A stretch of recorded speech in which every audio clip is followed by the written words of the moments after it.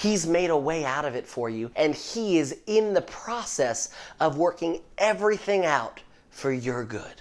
Hey, I'm Dave Nillette with By Grace International. Thanks for watching us. As Brother Kenneth E. Hagin used to say, we've given people the idea that coming to Christ means they'll float through life on flowery beds of ease. This is so far from the case, however, that our teaching along these lines has caused many people to suffer shipwreck concerning their faith. I heard the story of a man who came to a preacher and asked him to pray that he wouldn't have any more struggles, troubles, or difficulties in life. The preacher laid his hands on the man and said, "Lord, let him die." Obviously, this shocked the man, but the preacher quoted Jesus' words to him in John 16:33. "These things I have spoken to you, that in me you may have peace. In the world you will have tribulation, but be of good cheer, I have overcome the world." Another way to say this is that as long as you're on this earth and you're taking in breath, you're gonna have difficulties. There's nothing wrong with praying to God for a way out of whatever situation you may find yourself in. But no matter what is going on, we need to remember the words of Jesus. We are to be of good cheer because He has overcome the world and He has given us His peace. This is something that we've seen proven repeatedly in our lives.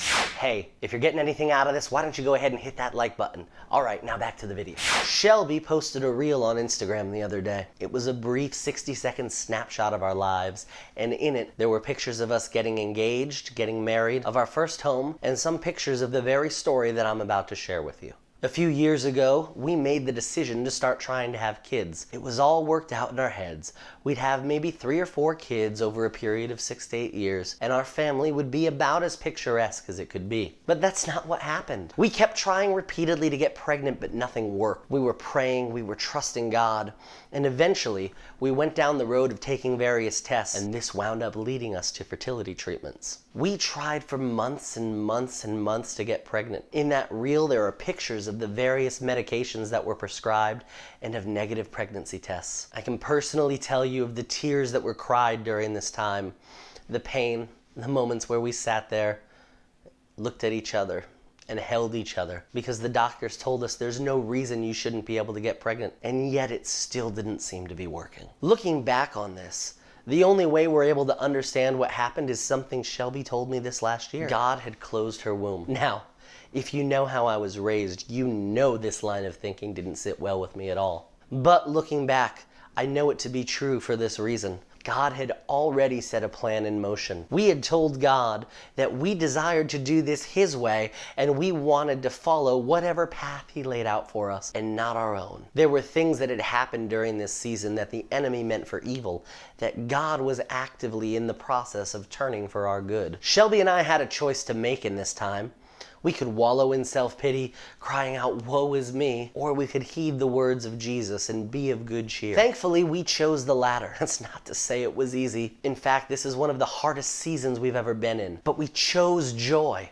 We chose to put our trust in Jesus and know that He had already finished His work here in this season, even though we didn't know what that looked like yet. We had tried everything in the book we could think of, and finally, we felt a check in our spirits. It was time to stop the fertility treatments and ask God where we were to go next. One day, Shelby told me, "I think we're supposed to explore adoption right now." Now, adoption was something that had always been in the back of our minds. We had thought that we would adopt a kid once we had finished having biological children. But as soon as she said that to me, I knew she was right, that this was our next step. So we began to take classes and we worked on getting certified. This involved having our home and marriage brought under the microscope, because the Lord instructed us to adopt from the foster care system. Everything was done in a little under a year when it comes to the certification process. And then we started reading and reading and reading and reading as our email inbox was flooded with notes and messages about the children who were up for adoption. We would get maybe a 1 to 2 sentence description of the children. Some of them were longer, but it couldn't even come close to summing up the personalities of these beautiful children. If we were lucky, the descriptions included a picture. Over a few months, we prayed over every child and family group that was sent to our inbox, and we applied for multiple sets of children. We got close repeatedly, but we kept getting rejected time and time again. Finally, one day, we got the call. We had been selected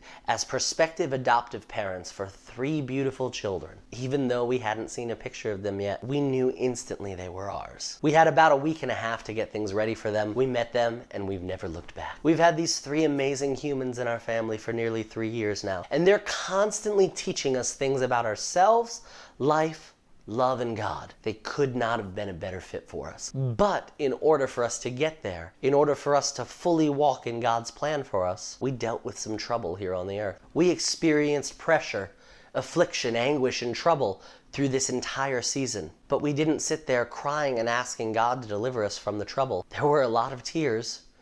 There was a lot of wondering why. There was a lot of asking God, God, what do we have to do to fix this? Nothing.